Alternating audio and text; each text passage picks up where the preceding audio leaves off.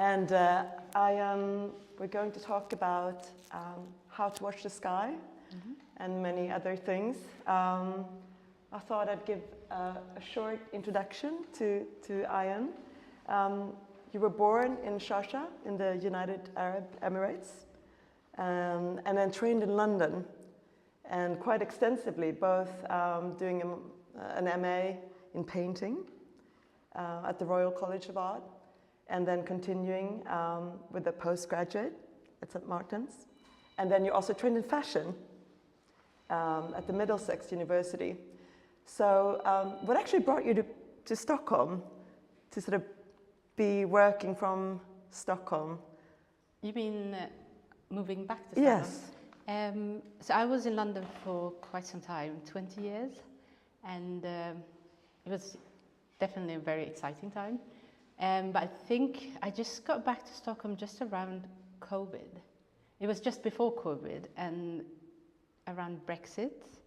And I think I had this idea that I was going to be on both ends, like in Stockholm maybe 6 months of the year and 6 months in London. And it was in a situation where we had, like me and my partner had 2 studios, and that turned out to be 3 studios. And then we were like, it's just like a lot of hassle moving around between several locations and having large works. Mine not that large, but his were huge. And then we were like, where should we go? Should we stay in Stockholm? Should we go? So it was really like a solution that just ended up becoming permanent because Brexit happened and then COVID. So it was like we got stuck here, I think. And then he's Swedish, so he really wanted to come back. So that was pretty much it. Yeah. And I was more like, it's pretty much the same. Like I didn't feel that was that huge of a difference. Yeah, so it just happened. When a lot of your works, I mean, you're working with textile, obviously, but they have a very painterly quality. And maybe some of you in the audience saw the Stockholm Cosmology last summer at Liljevalchs.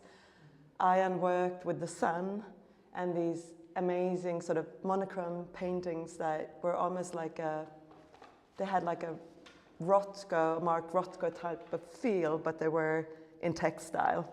So let's start to unpick what it is that happens in your sort of textile-based works that creates this sort of painterly phenomena. If I start by asking, like, is that something that you strive for, to sort of create this element of feeling a painterly feel, or is it something that kind of just happens as a side effect? I think it's definitely not by accident. It comes from just being involved in painting and being interested in painting, and both historically and more contemporary, and coming from a painting background, I suppose. But it also has this aspect where textile could be quite, or the methods that I use could be a lot of the times by chance, I suppose. And I try not to control that, but I had the same approach to painting. So it's none of that has really changed. And I think the reason I left and I stopped painting in the traditional sense was because I kind of felt like it's becoming too rigid and too controlled and contrived, and I wanted things to be expandable, like for me to be able to move with the material and take it with me, or travel with the material and so on. So I think that aspect kind of feels fluid, and I try to keep the similar approach to the technique, where I think in abstraction. So I try not to control the pigment, and it's all done by chance. So it's, and because there is no, I mean, it's not figurative in any sense, and a lot of people see landscapes or repetitive patterns, but those come by mistakes and by happening. It's not something that I try to control. So it's an ephemeral approach, I suppose, somehow. And so at what point did you actually leave the painting as such and move into textile? Is it a result of your studies in fashion, or is it later? No, it was definitely earlier. Oh, So it was. I've been painting since I was maybe about 7 or 8. So it's a long relationship with painting. So it's and I think I probably stopped painting around the time I started doing photography and Super 8 films. And I was about 16, 17. I stopped painting oil paint. And then so I started doing experiments with collages, mixed media, like sticking things to paintings, not using brushes. So I think that's where it really started. And then I worked in photography for a while and then went on to textiles. And so what I did was kind of a combination of those three. And what I started exposing fabrics to light, using liquid emulsions to expose. Yeah, so it's kind of like I didn't necessarily choose to leave painting, but it was more like a gradual shift, I suppose. And there are, we were looking at a work, if all of you have seen Ayan's show, in the other room, there is a work that actually alludes to the film strip in sort of the dimensions. It makes up it uses the same kind of size as the film strip. Could you tell us a bit about that work and how its associations to... You mean the smaller, yes, the smaller work? The one with just on the other side of the wall. It's so I have this thing where two of those works, like there's a huge one that's in the other room, and they're both made in a similar way. So they have the same technique, but depending on like drying time and a lot of other aspects, the work tends to develop differently, and I also feel like that has a relationship to how you develop film. So I used to develop film. So I worked for a photographer years ago, and I used to work a lot in the darkroom and did like a lot of both color and black and white films. And I sort of do think about it in the same way, or like Super 8 films, you know, and the repetition of frames. And I think that work is, I've also referenced that in quite a lot of the works that are more like streamlined, repetitive images. But I see them as like variations, but repetitions. So I'm really interested in that, of how you develop an image, how you build a story around the same thing repeating itself, but with different variations. So that's, yeah. In a way, it's almost like a score. It has like a musical element also. Like, I'm thinking of how you building this, because as I understand it, you don't actually know exactly what it's going to end up like. Can you tell us a bit about that process? How you approach sort of creating a larger work then, and how, because it actually starts with everything from the dyes, the ideas. Yeah. I mean, each work is different, really, but it also depends on if they're linen, like these ones are all linen, or if some of the works are made on canvas. And it also, and I tend to choose different ones depending on sort of what feel I want the work to, like which way I want the work to go, I think. And the linen ones are more elaborate. So they, you know, the works that were in Stockholm Cosmology, and were quite large and one solid dye, and there was no cuts in if you remember, like they were all one piece. That's quite unusual for me, because normally what happens is, because the linens are recycled, they tend to be, they're bed linens, so it tends to be like the shape of the body in the middle, and it's wear and tear, and there's like pieces missing. So I end up working around the frame, like around the body frame.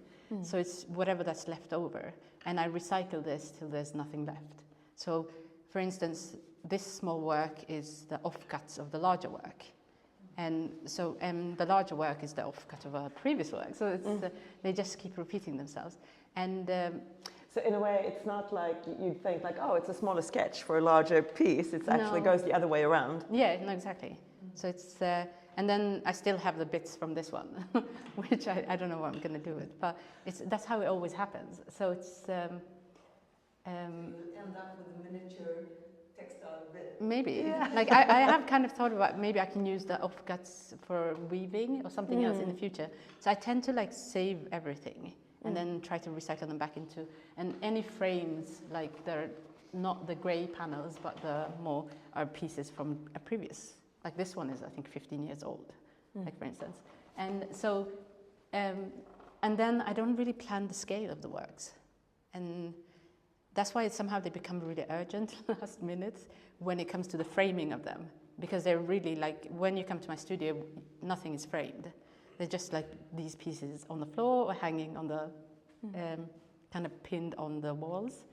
And so I'm never really sure about the scale of them. And it expands, or I cut off pieces, and so it takes a while, like, to understand how the final piece is going to be. Could you tell us about your relationship to the indigo plant? So I think, I can't remember exactly when I started working with indigo. It must have been about maybe like 2015, but it was only on a very small scale.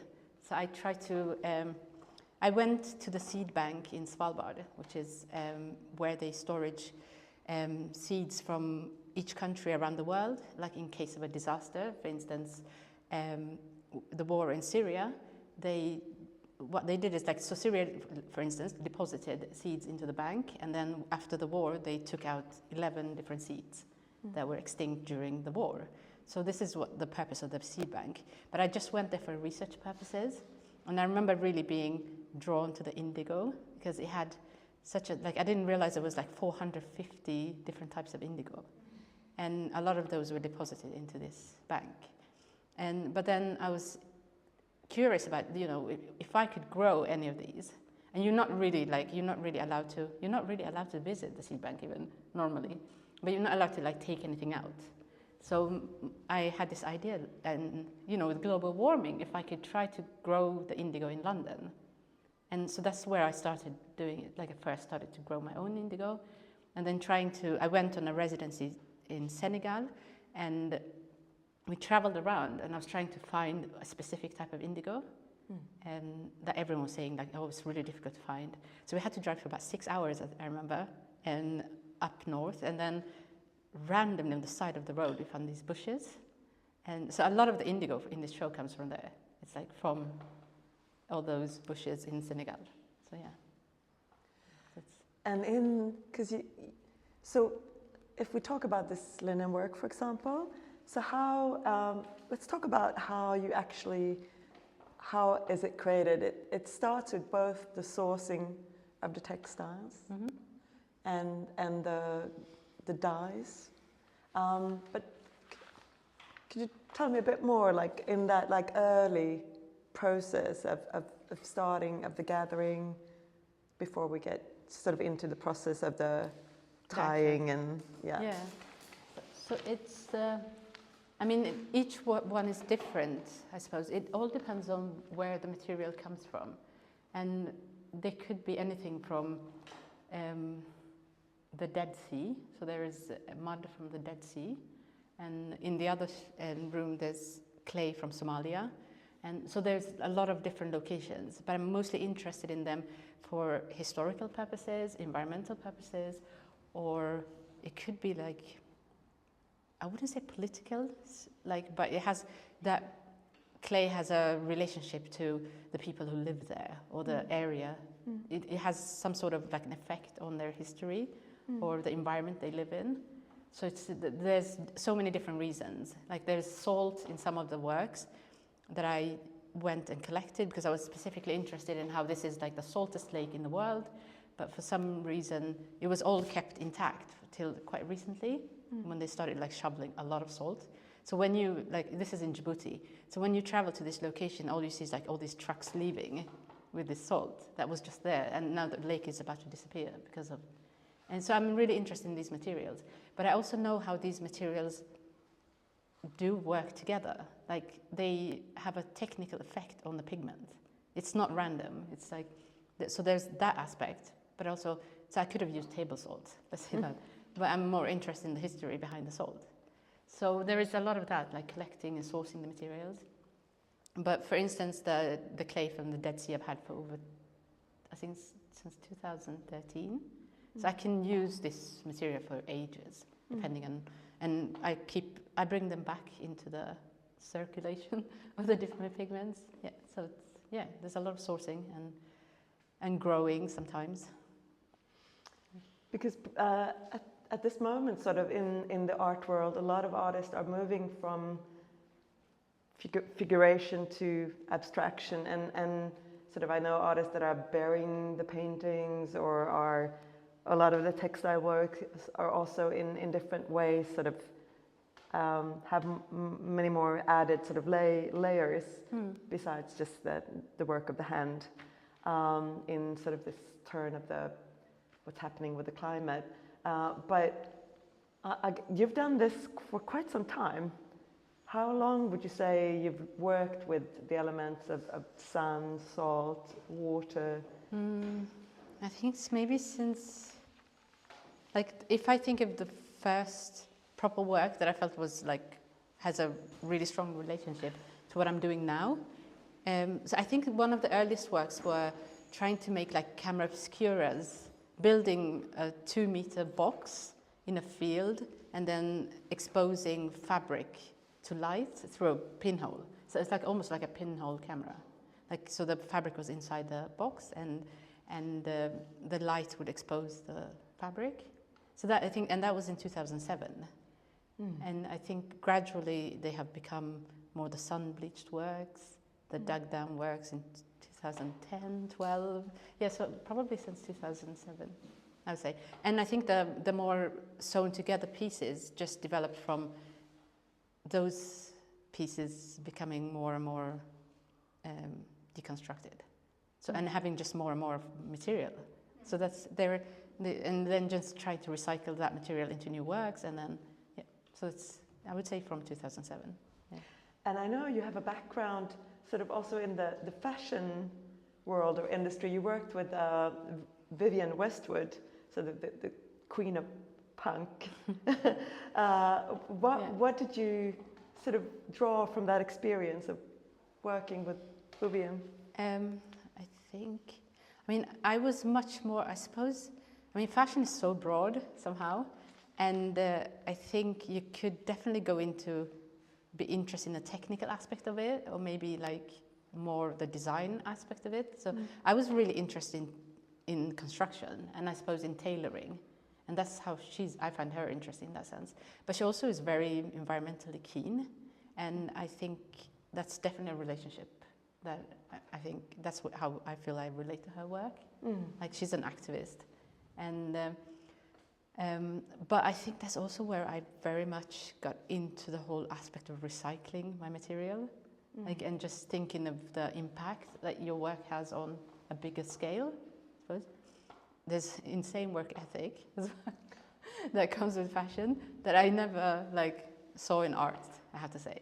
Like, I remember being in college and living with art students, and there was definitely a different time management and you know, different kind of, you know, just, yeah, they had days off, we didn't. Like, yeah, so there's a lot.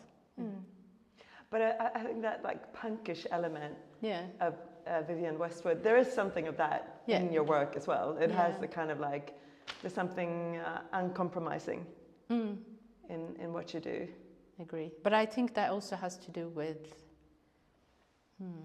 not really feeling like I'm tied to one area, I suppose. Just, you know, like giving yourself the license to feel like you can shift between, like, so just because I have a, you know, an MA in painting doesn't mean that's what I do. Like, I remember being in college and in my interview asking, like, so you have photography and you have sculpture, can I go between all three? And then fashion print, like, can I, and that was the reason I went there, because I was like, I can do all these different things. And I remember like the photography tutor saying, I asked him if I could develop huge pieces on fabric, and he said, we don't have a sink that big, but come back next year. So if you like defer 1 year, next year we'll have a sink big enough to develop.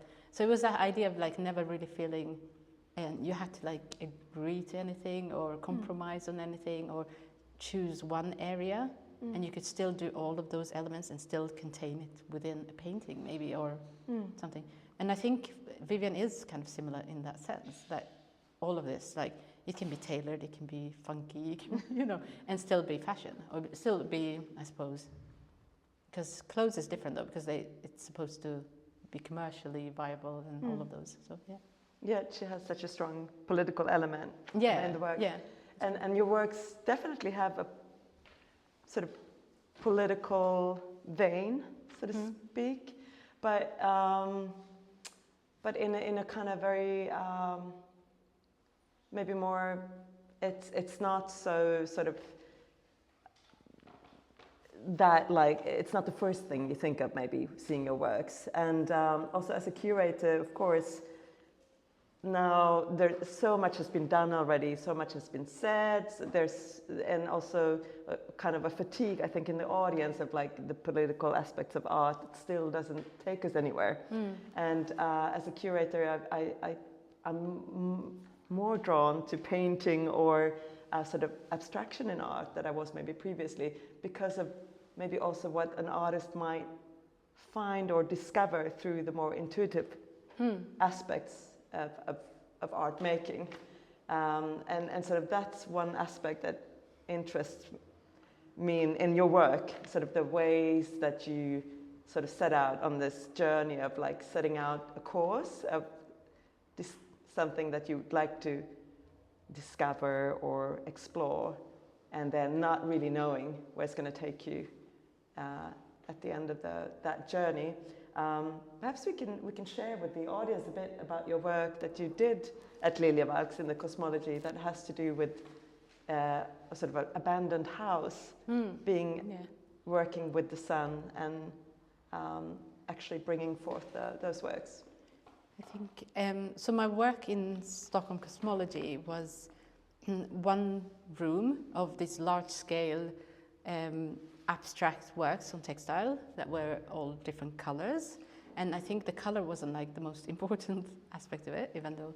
And so they looked like windows almost, like light exposures on fabric. And so it was almost like looking out a window, but at the same time the light looking into the room.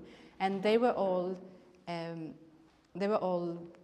different cracks in a building. So it was a building where a house that my father drew and built in Somalia in the 1970s, and it was like his first. I think he was like maybe in his late 20s, early 30s, and this house was later on not demolished, but it was completely destroyed during the civil war in Mogadishu. So it was, all I remember is like these videotapes being sent to my parents, where it was just like someone talking, like a relative, obviously, but talking to the camera and telling my dad, so this is what's happened so far. As you can see, this part is missing, these windows are missing. So all you could see in like an old VHS was like these lights kind of coming in through all these windows. It was quite abstract. Like, and I think people used this as a shelter, like during the war. And so what happened was I ended up going there and trying to capture the light coming in through all these cracks in the building. So each one of those works was like a different way of covering the windows. But then the house was used as shelter by just random, some of them maybe distant family.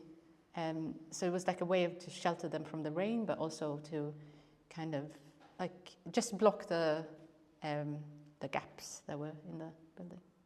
So yeah, but I think so. The materials wasn't. I think it also came from an idea that how do I make work without having to feel like it was a logistical burden? Like when art is often like involves so much material and so much logistics getting to a place, and I was like, how can I bring something into Somalia and out of Somalia without feeling it's much more than if I filmed it. Like if it was, like, I think it's that relationship with film. Right? I used fabrics that were on location, and then fabrics that I brought with me. So that was the work. And so that those works obviously are working with the elements of the sun and the body of the house. There's often like a bodily element in your works, and they're obviously textile also has something. It's impossible to not think of the body because we use clothing. You know, our bodies used to be wrapped in textile before put to rest in the earth. There's all these elements of textile, I think, that also brings to mind that the body or has that like element. But what about this show? Because here's the element of water, and I mean, the title is How to Watch the Sky, but I know you also worked with water in a very particular way, or clouds. Could you just speak a bit about that? So I think I tend to kind of get into a certain earth material quite intensively for a while, and then move on to another one, mostly because I kind of feel like they have a relationship to me, maybe. And then I tend to go back to that after a while. So I have worked with water before. Water in specifically is, I've always been interested in how water divides. Like, it could be like a geographical divide, but it could also be, so some of the water I've used, or the clays that I've used, come from borders, and it could be borders between countries, or it could be borders between tribes, where they use wells as a way to control borders. So it'll be like, where do your kettle go to drink? And who does it belong to? Like, that's a very specific thing. And also in drawing out colonial lines, like in countries, so Somalia has a lot of that, where people fight over wells. So if a well, so it's important to live somewhere near a well, obviously. But it's like, who does it belong to? Which tribe does it belong to? So there's a lot of that. So I've always been interested in, I think it's just because it's always something they hear about not in my family necessarily, but just culturally, generally. So I've always been drawn to that aspect of water as a resource rather than as a element, I suppose. Yeah. So it's. And there's water that's sourced from clouds, even. Yes, yeah. The cloud seeding. Yes. So I can't remember really how I got into cloud seeding, and I think it was just like a random article in a magazine. Like it could have been, yeah. I tend to like Natural Geographic. I think that's it. I remember being on a flight and reading about cloud seeding, and it was I can't remember if it was like 2012 maybe. And and I remember the article was specifically talking about China doing a lot of cloud seeding. What is it? So cloud seeding is so certain countries send out planes, and what they call it, like technically they bomb the clouds to generate rain, but they use different types of salts to do this. And so I was very curious. I was like, how does this work, and does it actually work? And then I found out that United Arab Emirates, where I was born, is one of the countries in the world that uses most cloud seeding. And does this actually work? And no one really knows. But I think they say it's like a 15% increase in rain from cloud seeding, but I think that might be global warming. Like, you never know. And for me, that sounds like the reason, because the timing is kind of relevant, I suppose. And so but I found it interesting because I grew up in that region, and it was obviously very dry. And I remember traveling through the desert between Sharjah and Dubai, and how, like, that really had a big impact on me, like how dry it was. But then at the same time, people would make like these ski resorts in the desert. So they would ski in the desert, and there were like snakes and scorpions and literally no rain. And so that was interesting. But now, when I've been back there, that desert's completely gone. They've like, Sharjah and Dubai become like one city almost. And so my idea was like, how can you grow in this area? But how it's developed is more like, how can you build on top of this area? So that's quite interesting. And I also heard this story always. My mom used to tell me, like, when she was younger, the president in Somalia had this project where everyone who was of working age had to 1 day a month grow aloe vera to stop the desert from expanding. So when she was young, they used to do that. Like 1 day a month, they would go out and plant aloe veras. And so it's like a different way of approaching, you know, the spread of the desert, I suppose. So and so the water that comes from the seeded clouds in these works, how do they become part of the artwork itself? Yeah. So I use them so I tend to use clay with the water, and the clay is quite. I dry the clay and then I make it into a powder, and then I mix the water with the clay. So I use it in the same way I would have used normal water. But I think because this is like, I'm more interested at the ephemeral aspect of the work rather than the technical aspect of it. So it's like, what does cloud seeded water do? Like everyone asks me that, but it could be, if it really is salty, then it helps me to fix the work. But then I still obviously use other ways to do that. But then it's like, what does it do? It's like, for me, that's not so important, I suppose. Does it look any different from another work that's used with tap water? I don't think so. Like I know the clouds. I mean, the water I've collected does look a little bit yellow, and sometimes the clay has a slightly yellowish tone, and I kind of say, "Oh, well, that must be the cloud seeded one." but you never know. It's just like, for me, it's like the idea of it that's way more interesting than the technicality. Yes. Does that make sense?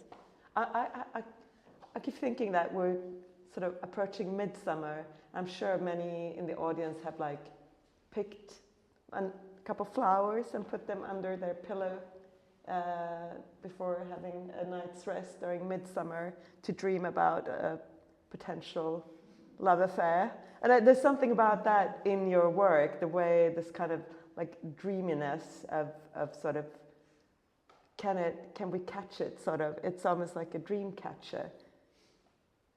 What comes out of, I think, in not in a like a hippie-esque type of way, but in a very sort of structured and more formal way in your work. I thought, but there's the way you even source the way you source the materials in the process of the sort of also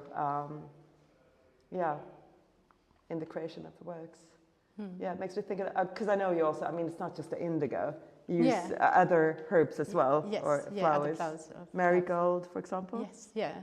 The marigold is very specific because it was like a field behind my parents' house, and it was like it was all just covered in marigold. But this is like in city, in Nacka, so it's not like somewhere random. But it was like I think there was a barn, like a pig barn that was there, and this area was like, they always wanted to develop into a school building, and there was a lot of protest. And I was like, okay, so if they're going to turn it into something else, I might as well pick as much marigold as I could. So the marigold, the initial marigold comes from this field. And so it was, I think a lot of the pigments that I use are quite specific for a place. And it was at the same time that I was doing windows, like similar solar bleached windows that were in Stockholm Cosmology, and they were all called after certain locations where my studio was. So I have a couple that were from my studio in London. There was one facing the marigold from my window where I grew up. So there was a lot of that. So it's just like the work and the work was dyed in the marigold. So there was, but I think when you said the hippie aspect, and I was like, there is, I mean, I remember like my tutor saying, it's like, there's what did he say? It was like, make it yourself in your kitchen sink, an element to the work, like, which is completely, it's like from, God, I was going to say from scratch, but like really, like from just being able to like manage every aspect of that work. But I'm also like, for instance, we were talking about like lunar growing, like growing according to the moon. And I don't know if I really believe in that. But there's certain things that I'm interested to look into. but doesn't necessarily mean. Someone just before this asked me about the tie-dye element in my works, if I believe like, in the whole hippie movement of the 70s. And I was like, not really, but at the same time my mom used to wear them. So I always she used to wear like these tie-dyed purple, green, and kind of West African dresses, even though we're not West African. But I always thought that was interesting. So I think all of those things kind of reappear and come back.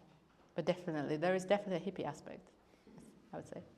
And what about the clay? I know that you also are experimenting with the sculptural aspect that I still want to see, that we're not seeing here today, but I know that you are experimenting with clay in different ways. How did you sort of come to working with clay?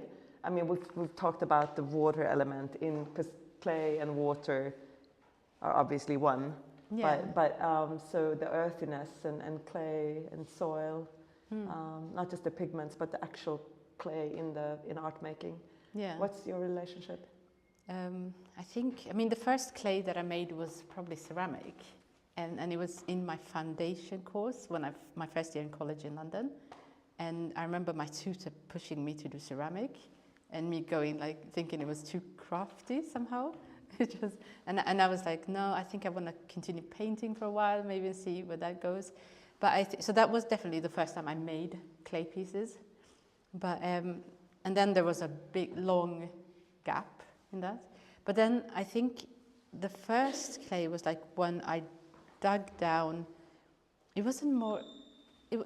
There was certain aspects of clay. I was in Iceland, and I remember thinking I used to do these works where. I mean, if anything was hippie, that would have been the works. I used to make these works where I would travel to a certain location and kind of wait for natural phenomena. So it would be shooting of the, stars shooting, or when there was going to be a volcano in Iceland. So the work was had titles where it was waiting for, and then whatever that was, and. So there was a piece on the roof in Nuuk, in Greenland, and there was another piece that was the inside of my sleeping bag. So it was a blanket. It wasn't even a work, really. But then when I was leaving, I was thinking, how can I make this kind of part of the landscape? So I dug down that piece in the ground. So I think that was the first part of working with the clay as a material, I suppose. So it was a mix between lava and clay elements, and then bringing that work back to London 6 months later. Okay, so you left it there for 6 months, and then you uncovered it and brought it. Yeah. That sleeping bag. Exactly. And what had happened to it? It was folded in a certain way that obviously it created a pattern, but it was also a completely abstract piece that just had the color of. It wasn't even the color of what I thought it was going to be. It was more I think it was just affected by minerals a lot. So it had variations of tones, but quite I was quite surprised. It was very abstract, but just one solid color almost. Do you still have that piece? I not personally, but it's in a collection. Yeah. Yes. How do you actually work with? Do you hold on to certain pieces so that you have a body of works, or how are you in relation to attachment and the work? Completely unnostalgic and really not particularly attached. But I do have certain works that I try to if there is a shift in the work, I tend to keep a piece from that shift. But I also quite interested in seeing what comes after that.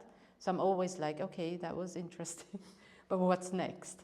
So I don't sit on them and think, and it's also because I never stretch the works till I feel like they're finished, and that also gives me the idea that they can move around in the studio, and nothing is really static, and I think. But also, I don't have a problem giving them Like I don't kind of look at works and go, oh, that reminds me of that place. Like, no. No. Do you think that it is that you processed it so much that it actually is a release of the idea and the work that you did with it? Yeah, I think there's a couple of works that like left my studio, and then I was like, can I please have that back? Because it kind of has a relationship to what I'm doing now. But after like a month, I'm like, please, I don't want to see this anymore. Why is it taking up so much space? Because I kind of feel like it takes up like brain space when it's in the studio, and I want to move on, so I don't want to see what I did before. I understand. So, you know, this thing where artists are like, I don't want to let this go because it might give me an idea for the next piece. You know, when you like, and they want to see the whole show at the same time. I'm like, I need to like hide them so I can focus on the next one. Yeah. So it's like the opposite problem. Yeah, I don't have that at all. But I do keep works. So I made silk works for a while, and I have some of those still, because I don't really make them anymore. So, and also I do have the blankets. We haven't spoken about embroidery, because that's new in this exhibition. And it makes me think of drawing. Also, the embroidery brings elements of drawing into this very painterly world and photographic world of yours.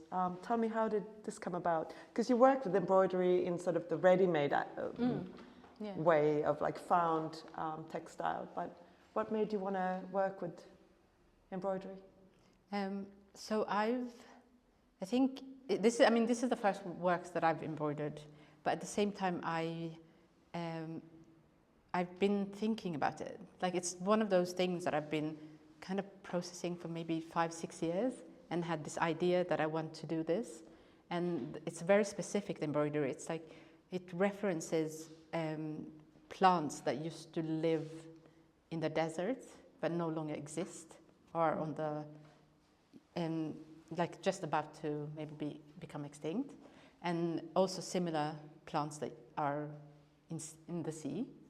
And I think it's just like this idea I've had, because I've worked with the clay, and certain locations I encounter certain plants, but then you'd never see them again. Like, that's happened quite a few times. So it's like an idea I've had. But I think embroidery has always been something that we've had in my family. And I remember, like, my grandmother used to embroider all her linen, as people used to traditionally, you know, with their initials, but also with patterns. She had like embroidered curtains, like everything was embroidered. But when we moved I was born in Sharjah, but when my parents moved from Somalia, they brought all of that material with them, but somehow it got lost on the way. Like, the whole casket disappeared. But so my mom only had whatever was in her suitcase. So I think that's always been an element of like storytelling, and also I suppose that's nostalgic, if anything. Like, my mom is quite nostalgic, and I think, but she will tell you the stories about these, you know, how all these things that disappeared that used to be in her house, or the house was raided and a lot of wood carvings disappeared and things like that. So I've always been interested, but I also consider like, I think abstraction and embroidery in my head, for somehow they never really, I never felt them, I could never see them meet anywhere, I think. So that's probably why I've never really managed to. But then, so that's why I've been looking into embroidery, but then trying them out for years, but then trying to unlearn them, just as anything else. Trying not to be too specific, not to follow a certain style or a certain, there's so many different types. Tell me about unlearning, your ideas around unlearning. Yeah, I think, but even in photography, like how, you know, things can be so technically perfect, and then I'm not really interested in perfection, I think, in a sense. So I've always been trying to, like, how do I work with blurriness, or destroying images by double projection, or so I've really been interested in that. But I think I've been interested in that in textile as well, like where every day I'll do something, leave, come back, and then it looks nothing like what I did yesterday. That's quite common. And then I'll be like, did I make that? And then trying to process that so it turns into something else, and trying to, or learning how to perfectly tie-dye. Like that was one thing when I was in Senegal, going to this workshop where they made batik, like clothing. There was like a specific fashion brand, and then telling me all about, oh, Beyonce wears this. Like she was one of their customers, and they were like, yeah, so we need to make it perfect. You know, celebrities are gonna wear it, and then teaching me for hours and hours how to fold it perfectly, and then coming to my studio and going like, okay, so how can I destroy this? Like, and trying to like tie it randomly or not caring about how it's tied. Yeah, I'm there's not a punkish element of you coming through. Yeah, I suppose so. Yeah, but also like it's not the most interesting aspect of the work, like or relevant in any way. Yeah. No. Also, I mean, when it comes to like painting again, a painting that's so planned and sort of particular and meticulous is often quite boring, right? Yeah, yeah. And I think because, I mean, I feel like the work already has certain limitations because it's recycled material. It's like offcuts. It's there's not much. There is a lot, but there also not much you can do with whatever that's already there. So I kind of feel like I don't want to add to that whole circle of perfection that comes with it. So it's like, yeah. So that's probably what drives it. I mean, I invite you all to look at the embroidery and the stitching in the works, because I think they do have that aspect of lightness and a kind of a meeting of in the realm of abstraction. And you know, are we looking at the plant? Are we looking at a seaweed? And I think it meets the abstract aspects of the textiles in a beautiful way. I'm very curious to see the piece in Basel where you have 30 meters and you've worked with someone else in the process of embroidering. Could you tell us a bit about that? So I worked with Sarai, she's here at the back, and hello. so I did the drawings of the embroidery, and then it's 2 meters 80 tall and it's 13 meters wide this week. So it's like 8 panels, and so I think I wanted to try to see. I've never actually worked with anyone else.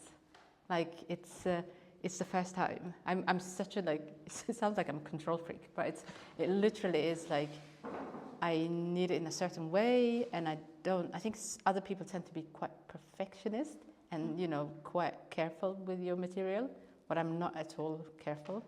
Like so, I think that element of like chance and things just happening could get lost when you hand it over to someone else. And also that flexibility with the material. So I think with this, I was like, okay, so if I want to stick to that, like this is the image of the plant, and this is what I want. So that's the element where Sarai brings in, that she's really good with embroideries. I did the drawings, and then she did the actual stitching of it. So they're if you look at the two, they're completely different. It's like it's completely something else. But it's really refreshing for me to see how what she does could like kind of work with the super abstract nature of the work, and I also feel like it has like integrity, like it's still the two like meet in a really good way somehow, while it's quite figurative, I suppose, the drawings, which is something I haven't done for ages, like sitting there drawing specific images that I want. But yeah, so it's been interesting.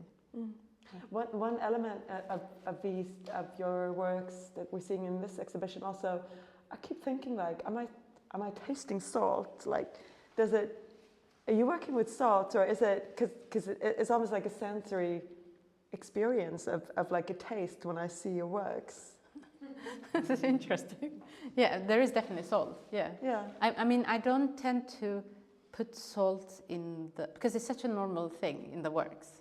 So I don't tend to put salt in the materials, unless it's very specific, it has a specific effect on the pattern. So I've used salt like, you know, the pieces that had salt from Lake Assal, for instance, in Djibouti. So I'm quite specific about those, but there's also vinegar in the work. There's a lot of vinegar. I mean, a lot of the things that are used for fixing or creating kind of like bleached elements or patterns, it's all comes from the kitchen. There's a lot of that, yeah. So, yeah, I can imagine. And also it blends beautifully with the weather. And in the way, I mean, how to watch the sky, because it's like there's like a moodiness in the clouds outside that sort of also meets this exhibition in a beautiful way this evening, I think. I think we have about 7 minutes of our hour of conversation, and I would like the audience to get a chance to perhaps have some questions for Ayan. Then this is your chance to sort of, don't be shy. Any reflections? That you've done now, is that for the Basel this year? It's for Basel this year, yeah. So it's so it's there's a small work in the. I mean, this is what we talked about before, where we said this is not a sketch for that; it's the other way around. Yeah. Well, I think that one is definitely more like the sketch for, like, I think, but that's like me. There's a small work called Spinoza, which is in the other, and it's like that whole earthy terracotta color. That's the large work, but it's So that's the. But the embroidery is completely different because you can tell that like there's a different hand in the. Spinoza, the philosopher. Yeah, that's what you said as well. No, Yeah. it's indigo spinosa. It's a plant. So it's the embroidery is actually like kind of like a line drawing of a type of indigo that's quite rare, and it's from indigo spinosa. Yeah. Do you title your works? Yes, I do. Yeah, always. Yeah. Can you tell me about the title? The titles. So it depends on. There's different types of work. So let me see if we can. So there are. You can't really see this, but the more patchwork works, and then there's a different title. So there's certain series of works. I don't like the word series, actually, I just said that. But there's certain types of works that have titles from different women, like female names, and they're all connected to women who've kind of helped me collect the material or help me source the fabric. So there's definitely, like, there's a couple of Senegalese women who helped me find the indigo, for instance, or the lady who helped me fold the fabric, and so on. And then there is more like plant names, I suppose, like Spinoza, and then there is pigments. There's a lot of crystals and a lot of that. So it's definitely has like a certain environmental names and then some. Did you also like crush like stone or gems? Yes, I mean, I have done sometimes. I don't always use them. I tend to collect them. So it's become like this thing where now people go places and they bring me stones back. So I have them, but I don't really tend to use them that often. It's more like sometimes I get clays that are really dry, and they're easier to take with you if they're like more like stone. Yeah. And then I tend to like try to get them back to being liquid. It's but I have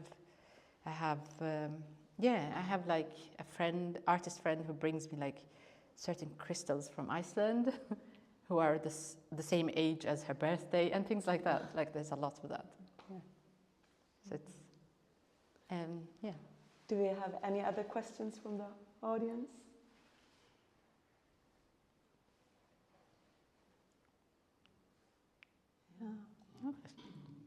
Yeah, thank you. Thank you. Ayan, it's been beautiful hearing about what goes into your works, and Thank you. I definitely sense it's beautiful how everything that you bring to the work, you can, if you stay with the work, you can really sense all these things going on. And it's been really lovely hearing actually everything that sort of have led up to the actual work themselves. I hope you have enjoyed hearing Thank you. what's behind it all. Thank you. Thank you.